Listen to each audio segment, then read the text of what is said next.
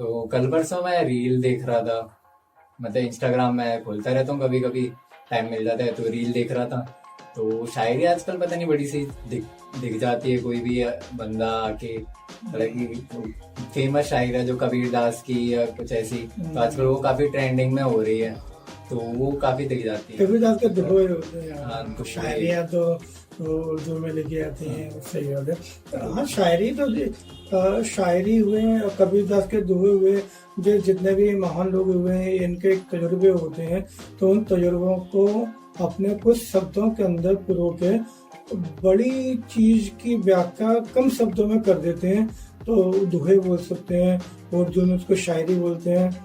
तो वो निचोड़ पूरा उस चंद लाइनों के अंदर डाल देते हैं।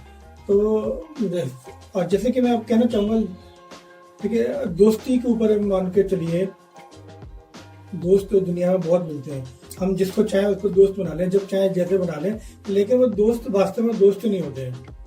आप पैसा आपकी जेब में है, अभी आप देखेंगे, आप खर्चा करना चालू कर दो, बहुत सारे दोस्त आपके पास आगे पीछे घूमना चालू रहेंगे। लेकिन दोस्ती के लिए यदि कोई शायरी अगर कही जाए तो मैं बताना चाहूँगा कि हर फूल खुशबूदार नहीं होता, हर फूल खुशबूदार नहीं होता, हर पत्थर चमकदार नहीं होता, हर फूल खुशबूदार नहीं होता, हर पत्थर चमकदार नहीं होता।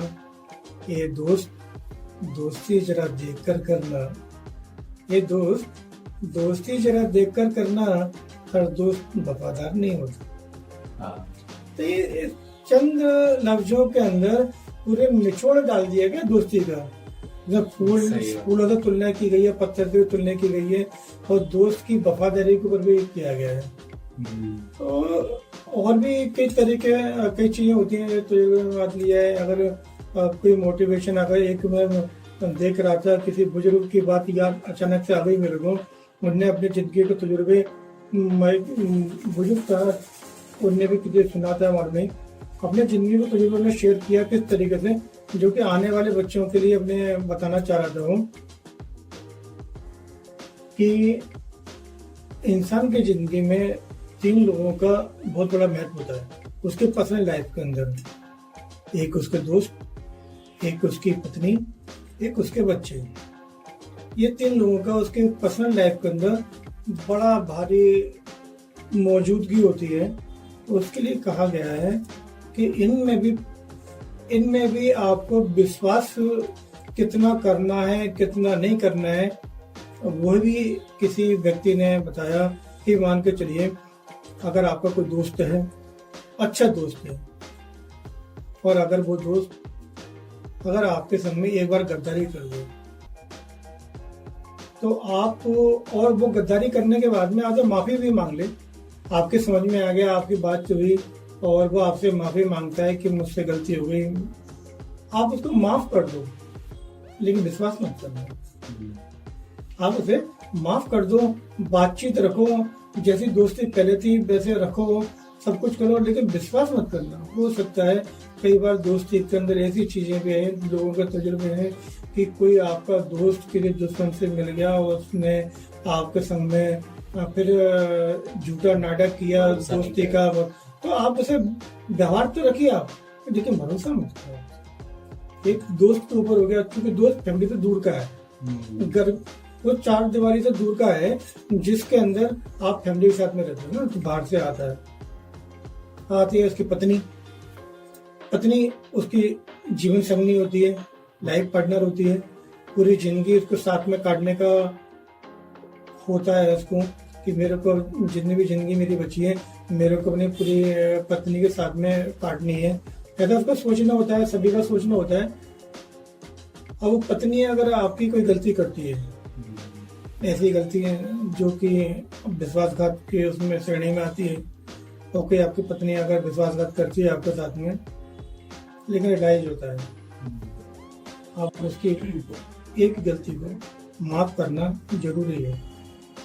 क्यों? हो सकता है किसी गलती में, किसी बहकावे में, किसी मजबूरी में उन्होंने कोई गलत कदम उठा दिया, आपके तो विश्वासघात कर दिया, अब आपको जिंदगी तो उसके साथ में काटनी है, तो आप उस पर एक बार माफ कर दीजिए, दोबारा से आप यकीन करने की कोशिश करिए। लेकिन अगर वही दोबारा से गलती करती है, वो फिर विश्वासघात करती है आपको समझाने के बाद में, तो आप उस पर विश्वास मत, माफ कर दो लेकिन विश्वास मत। माफ कर सकते हो, विश्वास मत करो उसके ऊपर। और अगर तीसरी भी गलती वो करे तो मैं समझता हूँ उससे, जो बुजुर्गों ने कहा है, उससे संबंध विच्छेद करना ही बेहतर है, क्योंकि हो सकता है आपकी जान पे कभी आगे बन जाए।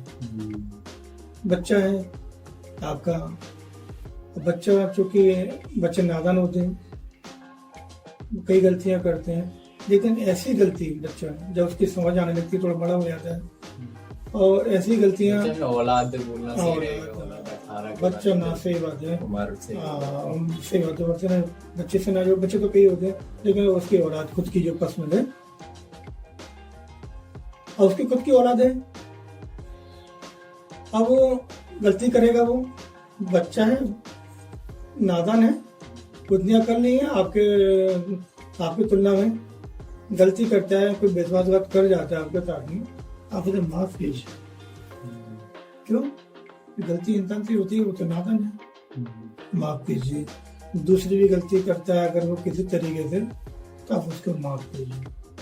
आप उसको दूसरी गलती पे घर से बाहर भगा नहीं सकते, आपकी औलाद है, कितना भी कोशिश कर लेंगे आप। क्यों? आपने जाना हुआ है कि मैं जो कुछ करना है अपने परिवार के लिए करना है, परिवार में मेरी पत्नी भी आ गई, मेरा बच्चा भी आ गया, अगर माँ बाप है तो वो भी आ जाते हैं अलग ही, तो उन्हीं लोगों के लिए आप जी रहे हो। अगर दूसरी बार भी अगर बच्चा आपका बेटा बेटी कोई गलती करता है, विश्वासघात करता है, दूसरी बार भी आपको माफ करना पड़ेगा, क्योंकि हो रहा है गलती से। मेरे ख्याल से आपका मतलब है कि जब इंसान की समझ आ जाती है, बड़ा हो जाता है, लेकिन बच्चे तो गलती काफी करते हैं, छोटी गलती में कोई चीज टूट गई तो वो भी गलती की श्रेणी में, लेकिन वो चीज कोई बड़ी गलती की आप कह रहे हैं। विश्वासघात एक सोची समझी की चीज हो सकती है, कि वो जब समझ में आने लगता है कि मैं कर क्या रहा हूँ, कौन सी चीटिंग कर रहा हूँ, कौन सी गलती कर रहा हूँ, तो विश्वासघात एक मैच्योर्ड इंसान कर सकता है, बच्चे नहीं करते हैं। और मैच्योर की श्रेणी में आना चालू हो चुका होता है, लेकिन कम समझ होती है उसको। अगर वैसे गलती कर चुका है तो विश्वासघात की श्रेणी में आता है, माफ कीजिए, आप दूसरी बार ही माफ करना पड़ेगा। अगर तीसरी गलती, अब आपके ऊपर आता है कि आप ना, दोस्त हो गया, दोस्त को एक बार माफ किया आपने, पत्नी को 2 बार माफ किया आपने, तीसरी बार भी आपको अपने बेटे को, अपने बेटी को, पुत्र पुत्री को, जो भी आपके हैं, उनको आपको माफ करना पड़ेगा। क्यों? क्या कर लेंगे आप? कर क्या लोगे? और आप तो जान से मार नहीं दोगे, संबंध विच्छेद करने दोगे, कहाँ कर मार तो अपन पत्नी को भी नहीं सकते, दोस्त को भी नहीं सकते, क्या कर सकते? ऐसा है कि अलग कर नहीं सकते, तो कितनी भी गलती करेगी तभी आप कुछ नहीं कर सकते। आप भाई क्या कर लेंगे आप उसको? कुछ नहीं कर सकते। आप उसे विश्वास करना बंद कर दीजिए। आप इतना कर सकते हैं कि गलती करें, आप विश्वास मत करना, और रहेगा आपकी जिंदगी और आपके साथ में आपकी औलाद है, आपकी जिंदगी के साथ में रहेगी, विश्वास मत कीजिए उसको।